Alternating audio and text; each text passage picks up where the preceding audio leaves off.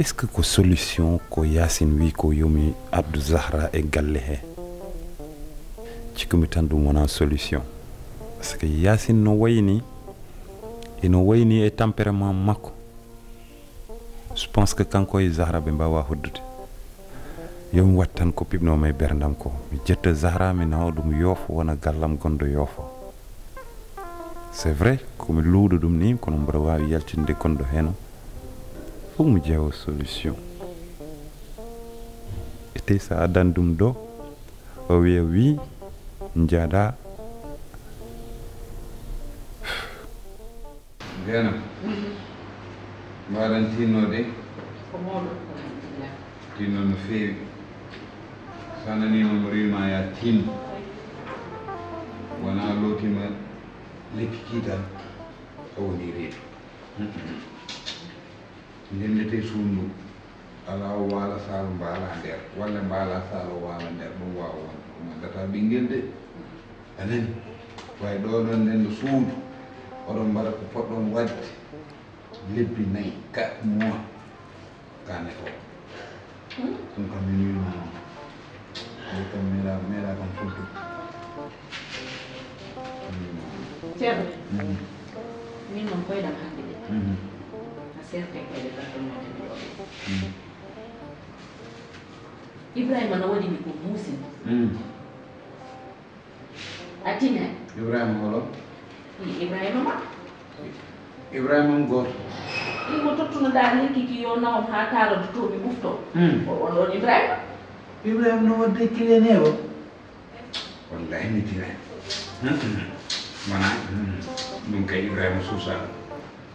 Ibrahima min paymomi ɗo tan kono so ari yo yot taw won gonɗo toon mbiyama yo jooɗo fale Ibrahima nayi hamma wadde e moon Ibrahima miijaki ɗum bo yo vraiment mi yiɗi yewta Dieynaba ko yiɗi ko min wawata wonde min Dieynaba tan min mi anda Dieynaba o yiɗi dokkude dokkoma Aissata pour mo resamo lembe min mi wawi resde Aissata Aissata an aɗa andi Aissata ko miña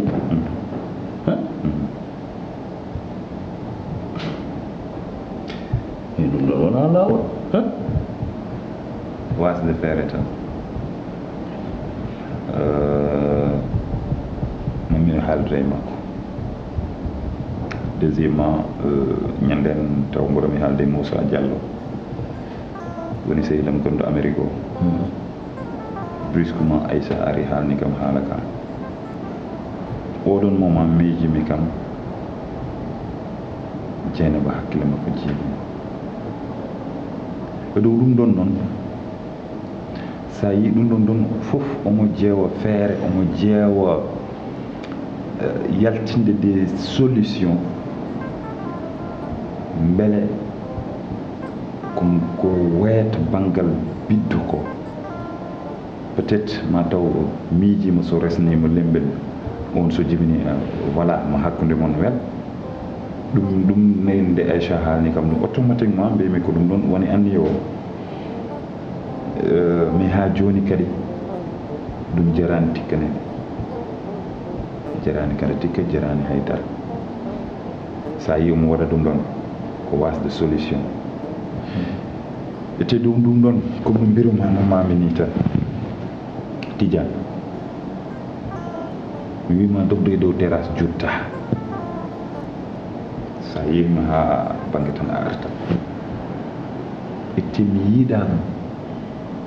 gonga o Dieynaba no nana ɗum taw wona e demgal ma ummi a tinani wallahi mi tinani de kay aɗa andi mi jaɓata ɗon mbaɗde Ibrahima ɗum kay ceerno tinani ɗum fof ko peeje Ibrahima kono noon mo andu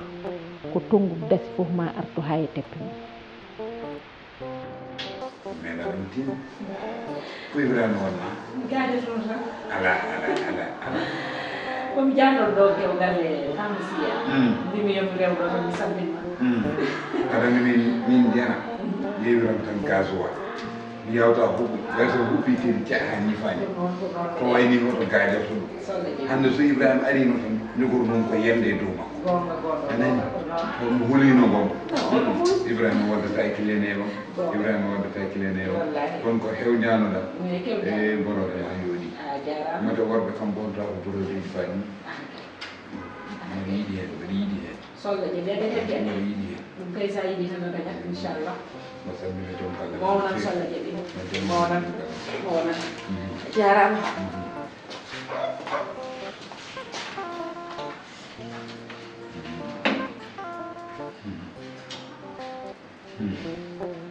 golino de aɗa mbin mbiɗo wawi noddude mi haalnam ko jaɓat kono an sa haalnimo ko woni nder ko nden ɓurata fewnitade ko min mi noon ɗum mi haalnimo ko woni nder ko mbinumami la fois passé suuduma tan ɗum mbiyanum ɗum kalantumami encore une fois yettima ha yettima ɗo so wona ɗum ɗon ɓurata tan ko bonde on wawi nadde ɗo e fitina on wawi wadde ko ganduɗa o fotani wadde ɗum taw o tintinanima yo a haali ko tigui mais min mi yiiɗi haalde e Dieynaba mais berdam dal suusani haalde e makko ko ɗum tawi ko mi yiiɗi haala e makko mais berdam dal suusani quoi vraiment je sais je te comprends par ce que affaire o a suuɗi ɗum ma won joni duuɓi sappo kono kadi ɗo ko aduna fof koko haalete fof kadi koko yewtiddeɗen ha yimɓe pamodira pour min aɗa wawi haalandema ɗum bon a ƴewat noon ma badde opportunité comme ça mbawa haalde makko taw sa haalnimo ɗum o jettirta ɗum min jukkuɗo a faami kono pour min ha joni aɗa wawi haalde haala Aissata kam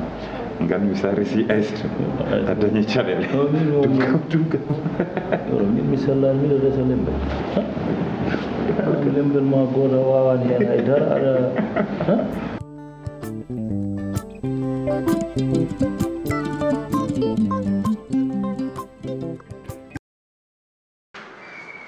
Hamidou ndingo guddita noppi ma ɗi keɗɗa aɗa andi kam ɗum wannoni programme Allah waɗi yaarima yaarima joni noon jiɗi ko deftene plan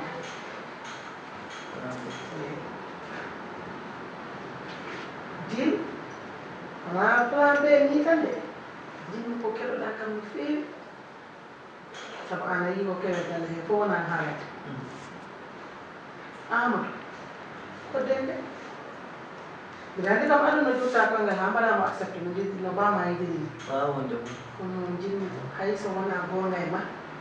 wattayma ko masalaha mbaɗa no fuuda andirta saha fof sa jooɗima ko noddama jewtuɗon so sehinma o ari no wiyeteno kadi dijedu oɗon mo ara o te anda o jalni ko mbimami hay sukara tan ko wonide omono wonde e konngol hen ngol wima pat fof a jaɓat ha tampa ɗi joni makko derdere makko mbete bamma kam image ɓuɗo mum woni iwa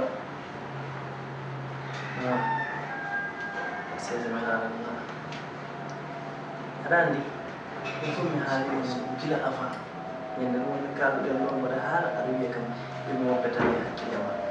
mi winoma lokku e déjà parti ko waɗatno ko waɗi ha paari baba waɗi ko waɗata ko oɗon plan ɓe e leeli hen nadde e futini hen nadde gila ko ɓooyi taɗan min kala ko nanɗa mi wallete wona en cas sehilam famille ka Amadou non mami eto je te promets rien mais mami eto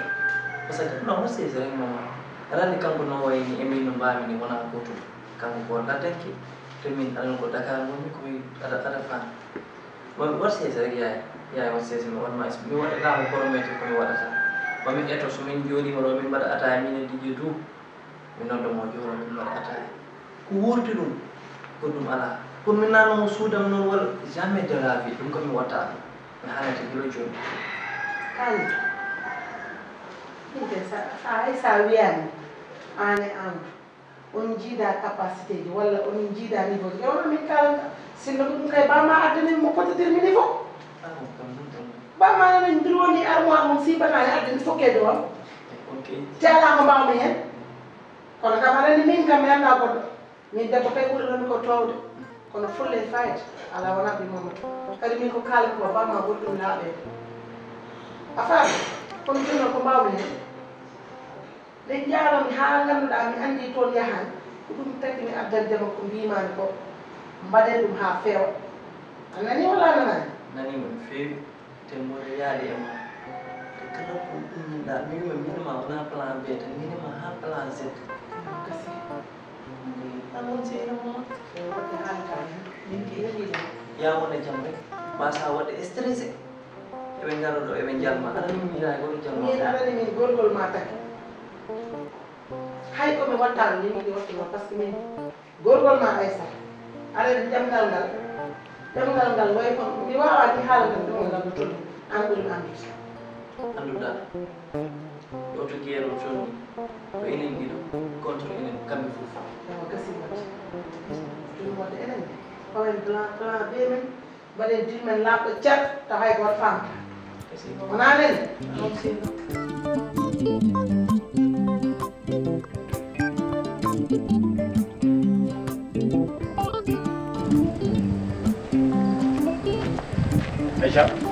Aïcha. Dijelu. Ça va? Ça va bien. Mbadari seli. Jam tan. Mbadari tampere. Mawɗum alhamdulillah. Addeyi. Jam tan. Est ce que andi gila jattuɗa galle mon gila nden koye ma ndewmi? Ah bon? Rewde yam? Bien sûr. Mbaɗ ko jam? Aɗani mi haalta ko wona jam. Ano jahnimi de. Non mi fatani jahdudema noon. Mais Aïcha. Gila jimami gila nden hakkillam ne wona e ma. Parce que aɗa andi ko gandanɗa hoorema oɗo kalidu ko mawni kadi ko sekilam wonko gandanɗa hoorema mi wawa haalandemo ɗum toon to galle mon to je suis mal placé pour haalandemo ɗum toon ko ɗum tagui mi rewdema e yidde andindema wonde ko mboɗo yinma andi yiɗi kam min bien sûr est ce que juumani non mi juumani par ce que yidde wonata koye ɓernde te kala ko wone ɓernde falla budda ma feeña yeeso te kala ko feeña yeeso il faut que ma yaltine jomum andu andi joɗu an hande a betti kam koy min jagguiɗuma comme mawniraɗo aɗa wiyami aɗa haalimi haala yidde yara ko haaju mum to gonmi ɗo komi mofti ɗum e nder ɓerdam ha ko gandanɗa hoore ma falla budda ko mami yaltina ko ɗum addinimi noon haalandema kadi guille ɗi jinmami ɗi hay sinno waɗa koye oto yata ala ɗum mboɗo yinma mboɗo hursinma mi wiyanima noon ya jaab mbimami ko ya nan aɗa wawi wasde jabademi jaa ha jooɗoɗa an tan goto sa jooɗima miijima miccima e nder oɗon tuma aɗa ndemi réponse comme ko mbimami ko tan a betti kam mi sikkano ni ma haalnam haala yidde non jarani ay joni daraɗo ɗo aɗa wi wonde mi bettima walla mi bettanima ƴew tan jooɗoɗa miijoɗa par ce que yidde yara ko haaju mum e moƴƴi mi nanima wadde ok ɗum noon jafoɗa e dérangement o thank you merci beaucoup ok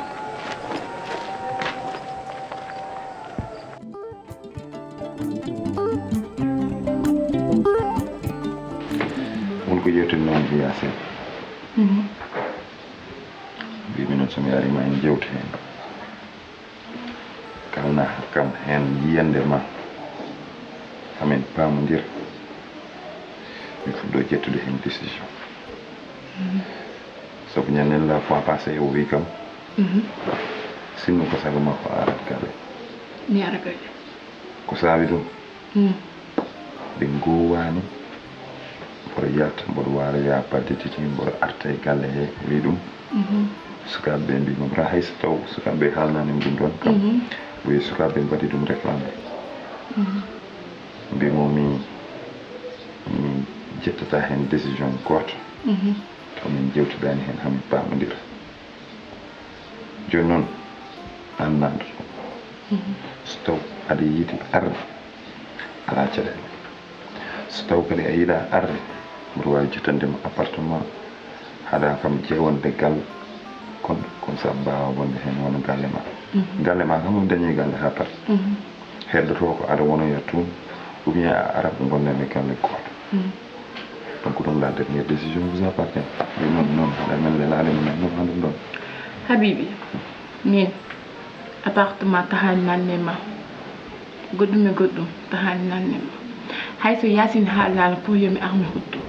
min mi waɗi ɗum ɗon réclamé pour mi yaha mi hurtoyo par ce que ay debbo nde desiɗa nde ha paari woni galle ma ko galle gorko maɗa te hande so tawi dewgal natete maɗa joñol ɗum wona dewgal wi ko intimité jiɗɗa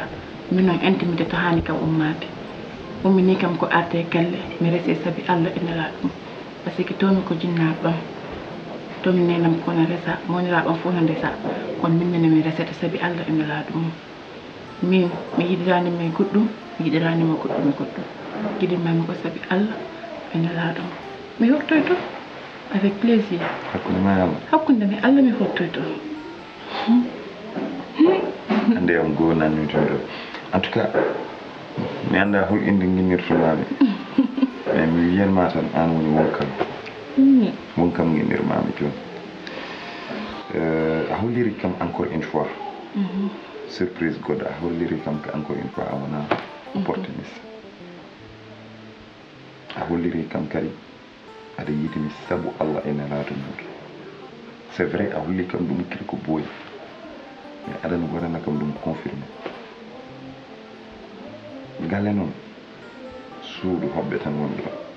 pour l'instant o wopatmi kon waɗanma commande leeso fewno suudu ndu ha feewa mi jettata mi fewnanma ɗum ha feewa comme ça gara noon ɓurata feewa Habibi min leeci tahani kam ummade a yiɗo konmi ɗo wona no way machallah babam fewnini kam foof mais min hayso ko suudu bebbe tomi toon mi resete mi jooɗoto leeso tahani kam ummade